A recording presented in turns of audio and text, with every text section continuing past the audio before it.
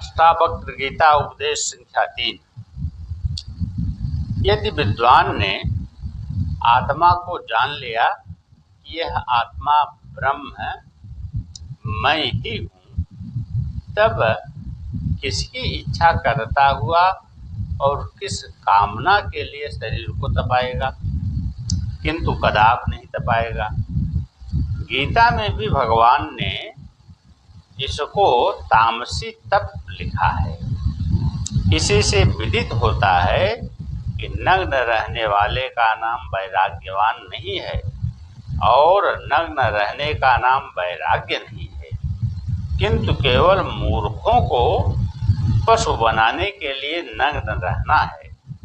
सकामी इस तरह के व्यवहार को करता है, निष्कामी नहीं करता है।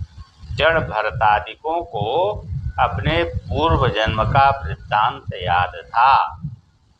एक मृगी के बच्चे के साथ स्नेह करने से उनको मृग के 3 जन्म लेने पड़े थे, इसलिए वह संग दोष से डरते हुए असंग होकर के रहते थे। जड़ भरतादिक भोजन वस्त्रादि को त्याग करके कहीं भी नहीं रहे हैं, किंतु पत्थर और लकड़ी की तरह जड़ होकर संग से डरते हुए उदासीन होकर के रहे हैं। जब तक देह के साथ आत्मा का तादात्म्य अध्यास बना रहता है, तब तक तो नग्न रहना दुख और मूर्खता का ही कारण है। जब अध्यास नहीं रहेगा, तब इसको नग्न रहने से दुख भी नहीं होगा।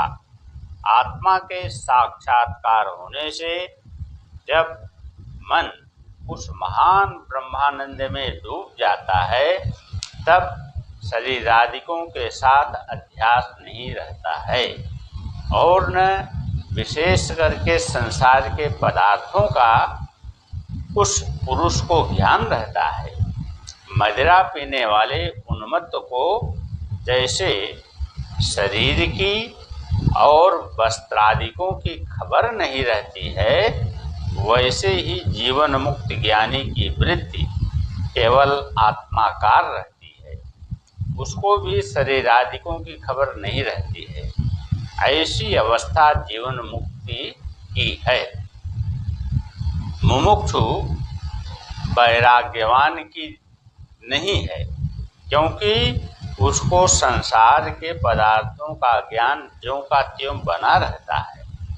संसार के पदार्थों में दोष दृष्टि और ज्ञान का नाम ही वैराग्य है, और खोटे पुरुषों के संग से डर कर महात्माओं का संग करने वाला क्षमा, कोमलता, दया और सत्य भाषण आदि गुणों को अमृतवत पान करने अर्थात धारण करने वाले का नाम वैराग्यवान है, और वही ज्ञान का अधिकारी है।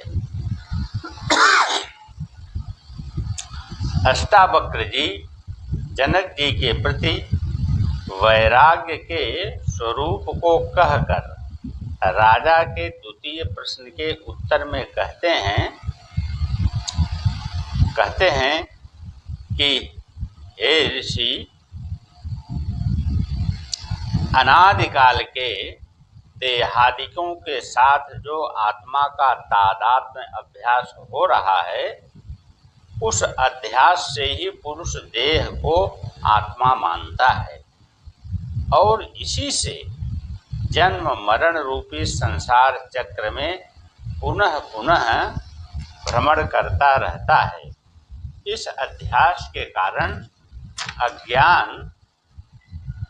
उस अज्ञान की निवृत्ति आत्मज्ञान से होती है। इसलिए ऋषि जी प्रथम कार्य सहित कारण की निवृत्ति का हेतु जो आत्मज्ञान है, अब मैं उसी को बतलाता हूँ।